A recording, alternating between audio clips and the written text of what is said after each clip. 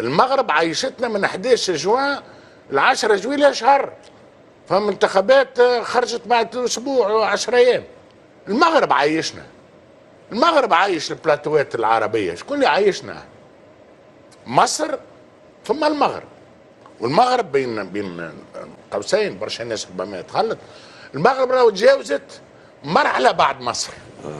مرحله بعد مصر ثم النهائي. ثم النهائي. مصر في الدور السادس عشر. الربع. احنا عندنا قسوه. الربع احنا عندنا قسوه على المغرب. عندنا قسوه مش مبرره. شنو هي القسوه اللي عندنا على المغرب؟ وانه المره الاخرى في النصف النهائي لازم يجيك تربح وتهز الكاس وتروح. يلعب وحدك معناها. ما نراوش للمغرب. انا اقول لكل جواد كبوه. تبقى الجواد نتاع المغرب 5 مرات رقصنا وشيخنا. والجواد كان يدور واحنا نشتخوا. واحنا نتغناو بالمغرب. عيب علينا اليوم نجيو نقولوا الجواد هذا هاو. لا عاد. وقت نوليو نظلموا. شكون اللي يظلم؟ اللي يستنى في الدوره. من العرب اللي ما نجحش. من العرب اللي ما نجحوش. تي هيك المغرب نتاعكم انت وصلت لها المغرب نتاعنا.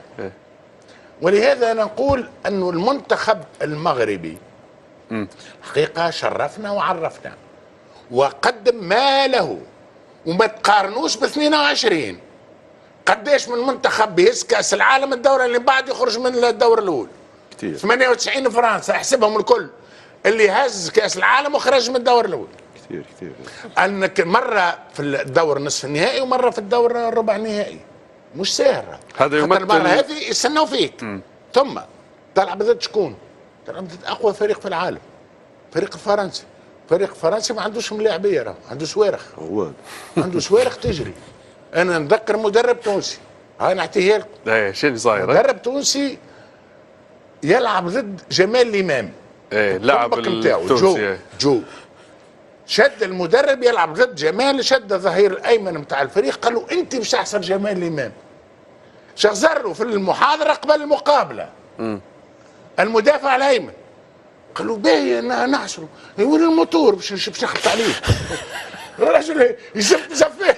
لازم فيسبا. فيسبا قال اعطيني فيسبا باش نشدو باش نشدو. معناها نفس الشيء تبارك.